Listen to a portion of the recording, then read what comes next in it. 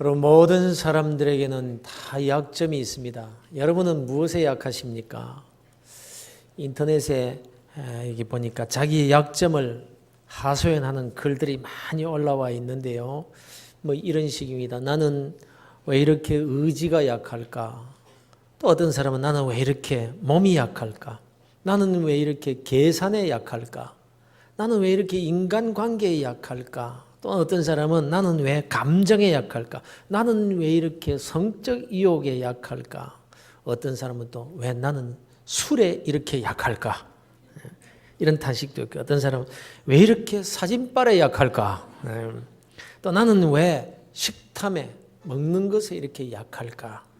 약점이 다 있어요. 누구나 약한 부분이 다 있기 마련이라는 것입니다. 여러분은 무엇에 약하다고 생각하십니까? 그러나 여러분 아시죠? 그리스도인에게는 약하다는 것이 문제가 될 수 없다는 사실 말입니다. 왜냐하면 하나님은 약한 자를 불러 써주시는 분이시기 때문에 그렇습니다.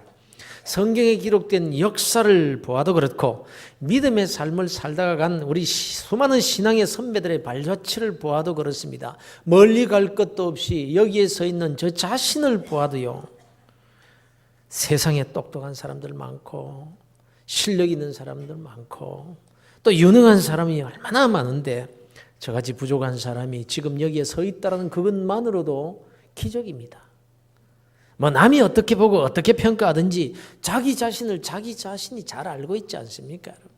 단 한순간도 하나님의 긍휼하심의 은혜, 불쌍히 여기시는 그 은혜가 아니었다면 저는 지금도 여기에 서 있을 수 없는 존재임을 저 스스로 뼈저리게 통감하고 있습니다. 오직 하나님께서 저의 약함을 붙들어 주셨기 때문이라는 이 사실을 뼈저리게 통감하고 있다는 거예요. 그렇습니다. 그래서 그리스도인이라면 누구나 자기의 약점이 문제가 될 수는 없는 것입니다. 약한 것이 곧 강함이 될 수가 있기 때문에 그래요. 바울이 자기의 약함을 없애달라고 하나님 앞에 그렇게 간구했을 때에 주님께서 이렇게 말씀하지 않았습니까? 나에게 이르시기를 내 은혜가 네게 족하도다. 이는 내 능력이 약한 데서 온전하여 짐이라 하신지라. 그러므로 도리어 크게 기뻐함으로 나의 여러 약한 것들에 대하여 자랑하리니 이는 그리스도의 능력이 내게 머물게 하려 함이라. 그렇습니다. 하늘과 땅의 모든 권세를 가지신 바로 그 그리스도의 능력이 내 약함에 딱 머물게 되면요. 내 약함이라는 것이 세상의 그 어떤 강함보다도 강하게 되어버리는 것입니다. 아무쪼록 저와 여러분 모두가 다 이 바울 사도와 같이 약한 것을 두려워하지 않는 은혜가 있게 되기를 바랍니다. 주님께서 여러분의 약함을 붙들어 주셔서 전능자의 능력으로 승리하는 성도들이 되시기를 주의 이름으로 축원합니다. 그러면 여러분 약하면 되는 겁니까? 약하기만 하면 되는 건가요? 또 약하냐 강하냐의 그 기준이 뭡니까? 나보다 약한 사람과 비교하면 나는 강한 사람이 되는 것이고 나보다 강한 사람과 비교하면 나는 약한 사람이 되고 마는 것입니다. 부자와 가난한 자의 차이가 그렇잖아요. 세상에는 자기보다 부한 자가 다 많고요. 또한 자기보다 가난한 자도 많습니다. 여러분은 스스로 자신을 가리켜 가난한 자라고 생각하십니까? 부자라고 생각하십니까? 나보다 부자를 보면서 나는 가난하다고 할 수 있을 것이고 나보다 좀 못 사는 사람을 보면 나는 부자라고 그렇게 생각할 수 있는 거예요. 여기에선 저는 부자일까요? 가난한 자일까요? 옛날에 저희 집 아이가 어릴 때 얘기를 제가 한번 한 적이 있는데 이런 얘기였습니다. 이 아이가 학교에 갔다 오더니 이러는 겁니다. 아빠, 우리 부자예요? 글쎄, 왜 묻니? 우리가 사는 집 우리 집이에요? 아니, 교회 사택인데. 차는 우리 차예요? 아니, 교회 차인데. 아빠 땅 가진 거 있어요? 아니, 하나도 없지. 아빠는 돈 많이 벌어요? 아니. 점점 곤란한 질문을 해야 되는 거예요. 그러자 이 아이가 하는 말이 그러면 우리는 가난뱅이네요. 내가 가진 것은 없지만 세상에서 제일 부자라고 설명을 해주고 싶은데 아이가 알아들을 수 있도록 설명할 미천이 달리더라고요. 그래서 왜 그러냐고 물었더니 학교에서 자기 친구가 너희 집은 되게 부자겠다 그러더라는 거예요. 왜 그러냐고 물지. 그 이유가 이런 거예요. 너희 아빠 목사라며? 그래. 되게 부자겠다. 왜? 교회도 너희 아빠 거고. 교인들이 교회에 돈 갖다 바치면 너희 아빠가 다 가져가잖아. 그래서 저희 집 아이가 생각해보니 그건 아니거든요. 그래서 아니라고 하니까 그 애가 그렇다고 막 우기더라는 거예요. 이 이유는 자기 친척 가운데 개인 사찰에 주지 스님이 있는데 부자라고 하면서 절에 돈 다 가져간다는 거예요. 그래서 너희 아빠도 틀림없이 다 그럴 거라고, 너 부자라고 막 이러게 우기더라는 거예요. 그래서 졸지에 제가 주지 목사가 되어가지고 상당히 제가 이렇게 부자로 인정을 받은 적이 있습니다. 여러분, 땅 한 평 없어도 길을 가면서도 내가 밟는 땅이 다 내 것이라고 생각하면 내 땅 아닌가요? 수백만 평의 땅을 가지고 있더라도 그 자기 땅이라고 다 자기가 밟고 사나요? 아닌 거예요. 여러분, 아버지 것은 다 아들의 것입니다. 여러분, 우리가 하나님의 자녀들인데 뭐 안 그렇습니까? 꼭 등기해야만 되나요? 여러분, 생각하기 나름인 겁니다. 세상에는요, 아무리 가난하다 해도 자기보다 더 가난한 자는 언제나 있기 마련인 거예요. 그래서 구제하지 못할 사람은 한 사람도 없는 것입니다. 여러분, 나는 남을 도와줄 만큼 여유가 없다라고 생각하시는 분들 계십니까? 그래서 도움의 손을 펴지 못하고 그렇게 사는 것을 당연히 여기시는 분이 혹 있습니까? 신명기 15장에서 이렇게 말씀하고 있습니다. 땅에는 언제든지 가난한 자가 그치지 아니하겠으므로 내가 네게 명령하여 이르노니 너는 반드시 내 땅 안에 내 형제 중 곤란한 자와 궁핍한 자에게 내 손을 펼지니라. 이렇게 말씀합니다. 우리 주님 오시는 날까지, 세상이 끝난 날까지 이 세상에 가난한 자가 있게 하실 거라고 하나님께서 말씀하시는 거예요. 왜 세상에는 나보다 더 가난한 자들이 끊임없이 있을 거라고 말씀하시는 걸까요? 그건요, 사실 내게 상급을 주시기 위한 하나님의 선하신 뜻이 있는 거예요. 전부 나보다 잘 살아보세요. 내가 언제 구제할 기회가 있겠습니까? 주님께서 말씀하시기를 내 이름으로 소자 하나에게 냉수 한 그릇을 대접하는 것도 상을 잃지 않으리라고 말씀하셨거든요. 그래서 우리 모두는요, 이 땅에서 도울 자가 있도록, 섬길 자가 있도록, 베풀 대상이 있도록 하셨고, 그렇게 하신 이유는 바로 우리의 상급을 위한 것이라고 말씀하는 거예요. 그래서 아무리 어려운 사람이라도요, 설사 남에게 도움을 받으며 사는 사람이라고 할지라도 자기보다 못한 사람은 있는 법이고, 그래서 그를 돕는 일에 힘써야 되는 거예요. 설사 거지라고 할지라도 자기보다 못한 거지를 도와주면서 살아야 되는 거예요. 이것이 하나님의 뜻이에요. 강한 자가 누굽니까? 약한 자가 누군데요? 약하다 해도 나보다 더 약한 사람이 있고, 강하다 해도 나보다 더 강한 사람이 있는 거예요. 그런 거로 생각하기에 따라서 이 세상의 모든 사람들은 다 약한 사람들일 수가 있고요, 이 세상 모든 사람들이 다 강한 사람들일 수도 있는 겁니다. 그런데 하나님은 약한 자를 쓰시는 분이시라고 하십니다. 약한 자를 들어 강한 자를 부끄럽게 하시는 분이십니다. 약한 자와 함께 하셔서 하나님의 그 전능하신 능력으로 그 약한 자의 약함을 강하게 만들어주시는 분이시거든요. 그런 문제는요, 하나님께서 참 약하다 이렇게 보시면 그 인생은 괜찮아요. 그런데 하나님께서 보실 때 너 되게 강한 채 하네, 이러면 그 인생 소망이 없는 겁니다. 여러분, 하나님께서 보실 때 되게 강한 척하는 사람들이 세상에 많거든요. 그런 자는 하나님께 붙들림을 받을 수가 없는 거예요. 제 아무리 강하다고 해도요, 사람이 남보다 좀 강한 거, 그거 뭐 진짜 강한 겁니까? 아무것도 아닌 거 아시잖아요. 여러분, 지식, 그거 강함입니다. 그래서 아는 것이 힘이다라는 말이 있는 것이고, 그래서 어떻게 하든지 자식을 많이 가르치기 위해서 아주 그냥 야우성들입니다. 지금 이 나라의 교육계가 아주 혼란스럽습니다. 뭐 공교육이다, 사교육이다, 이게 옳다, 저게 옳다, 아주 야단들입니다. 그러나요, 분명한 것 하나는요, 공교육이 이렇든 뭐 교육 정책이 이렇든 저렇든 이 땅에서 강한 자로 남기 위해서는 배워야 한다, 내 자식 가르쳐야 된다, 이 점에는 확신이 다들 있기 때문에 아주 다들 여기에 생명을 걸고 있는 거예요. 그러나 여러분, 그 지식이라는 것이 그렇게 강한 힘이 되지 못한다는 것을 아는 데는요, 그렇게 많은 인생을 살아야만 깨닫게 되는 게 아니에요. 여러분, 안다는 것, 내가 옳다고 생각하는 그것, 그래서 내가 옳아 보이는 대로 자기 큰 소리 치면서 그 지식과 그 식견 따라 살면 다 성공해야 되는 것 아니에요. 어디 그런가요? 그게 아니라는 것을 살면 살수록 깨닫게 되는 것이 인생입니다. 그 지식, 세상 사람들이 힘이라고 생각하는 그 지식, 그것 하나님 앞에서 내려놓을 수 있어야 하는 것입니다. 그가 바로 하나님 앞에서의 약한 자라고 인정받을 수 있는 거예요.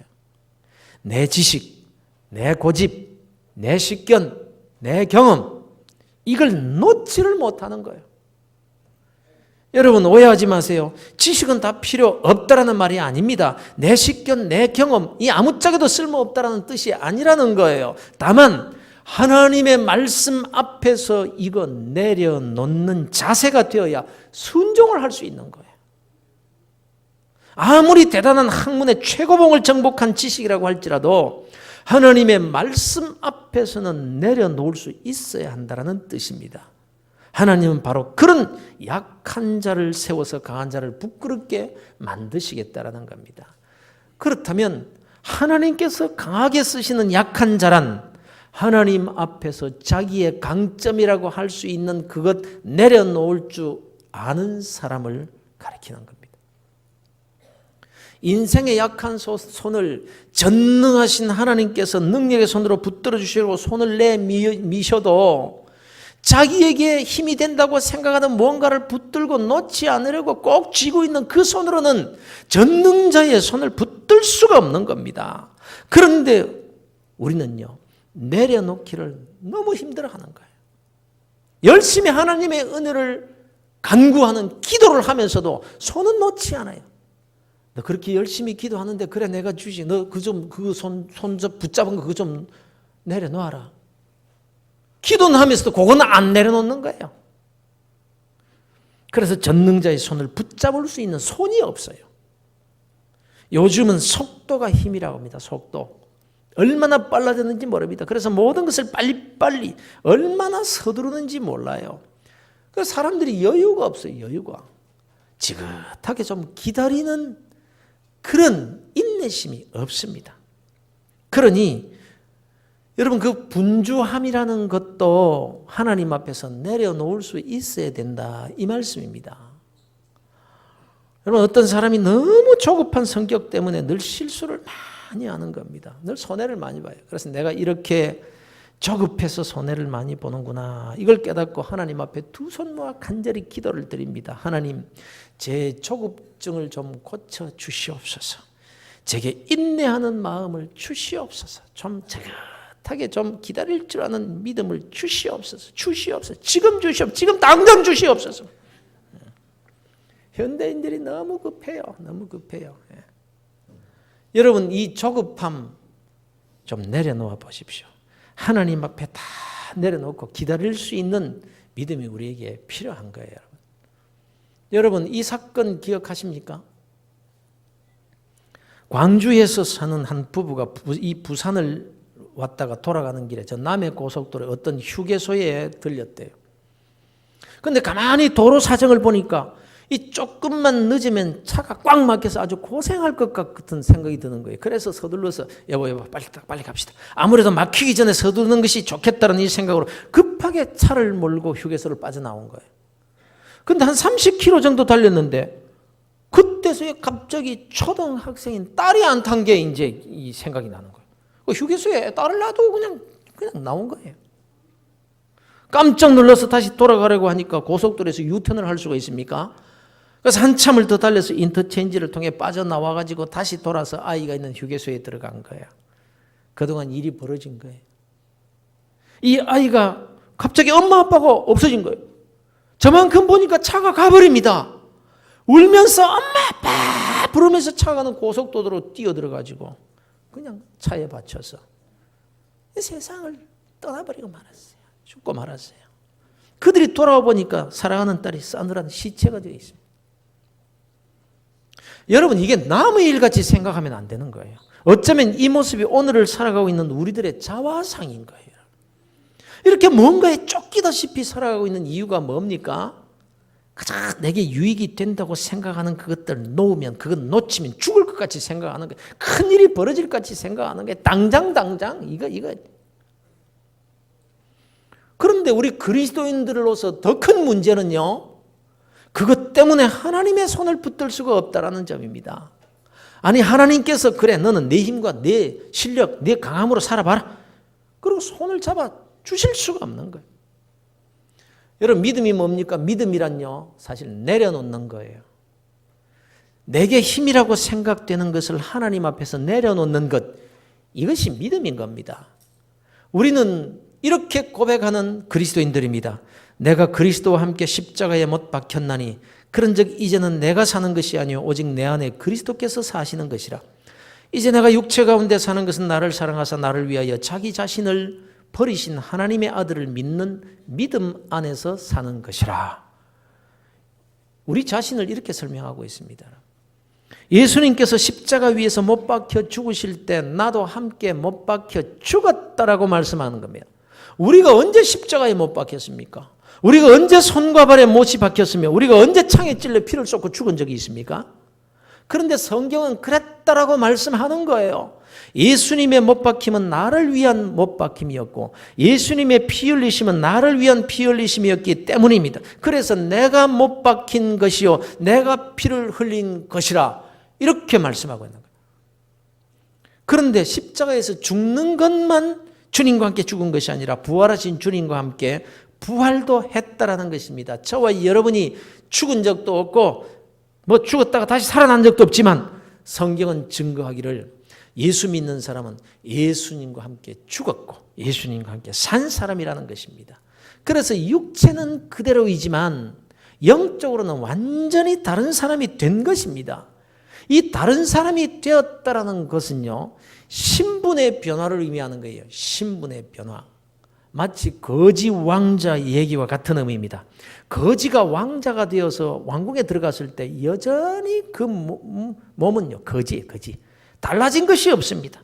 행동도 그대로 합니다. 그러나 그 거지 그대로였지만 신분은 왕자로 바뀌었습니다. 우리도 그대로입니다. 예수 믿기 전이나 예수를 믿고 난 후에도 별로 달라진 것이 없습니다. 그러나 급한 성격도 그대로이고 세상 욕심도 그대로고 이기주의적인 삶의 방식도 그대로라고 할지라도 신분은 완전히 달라진 거예요. 마귀의 자녀에서 하나님의 자녀가 되었고 멸망의 자리에서 생명의 자리로 옮겨진 신분이 된 거예요. 다만 그 거지 왕자의 경우 과거의 습관을 단숨에 바꿀 수는 없지만 신분에 걸맞은 왕궁의 예법을 익혀야 하는 사람이 된 거예요. 그것이 너무 어렵고 힘들어서 때로는 궁 밖으로 도망을 쳐나와 거지들과 함께 가만히 깔고 덮고 누워 자기도 합니다. 그래도 그는 왕자입니다. 그래서 다시 궁으로 돌아와서 하나하나 훈련을 해 나가야 될 신분이 되었다라는 것입니다. 우리도 마찬가지입니다. 우리가 예수 믿고 그리스도인이 되었다고 즉시 세상 사람들과 비교해서 도덕적으로 윤리적으로 더 뛰어난 자로 바뀌어버리는 게 아닙니다. 세상 사람들 가운데서도요, 우리 그리스도인들보다 인격적으로 더 훌륭한 사람 많습니다. 그러나 그 신분의 차이는 하늘과 땅의 차이인 거예요. 그 차이에 대해서 본문은 이렇게 말씀하고 있습니다. 내가 그리스도와 함께 십자가에 못 박혔나니 그런즉 이제는 내가 사는 것이 아니요 오직 내 안에 그리스도께서 사시는 것이라. 이제 내가 사는 것은 내가 아니라는 거예요. 내 안에 그리스도께서 사시는 몸이 되었다는 겁니다. 그런데 정말 그런가요? 나는 여전히 나일 뿐입니다. 나는 죽었고 내 안에 그리스도께서 사신다? 그러나 아무리 살펴봐도 내 속에는 아직도 내가 살아있습니다. 그럼에도 본문은 이어서 이렇게 말씀하시는 거예요. 이제 내가 육체 가운데 사는 것은 나를 사랑하사 나를 위하여 자기 자신을 버리신 하나님의 아들을 믿는 믿음 안에서 사는 것이라. 내 안에서 예수 그리스도께서 살아계시다라는 증거가 뭐냐? 내 안에 믿음이 있는 것을 보아서 그렇다라는 거예요. 예수 믿기 전과 예수 믿고 난 후에 별로 차이가 나지 않는다라고 할지라도 적어도 분명히 달라진 것이 있는데 그게 뭔가 하면 내 속에 믿음이 있다. 믿음이 생겼다. 하나님의 아들이신 주님께서 내 죄를 다 짊어지시고 죽으셨다는 믿음.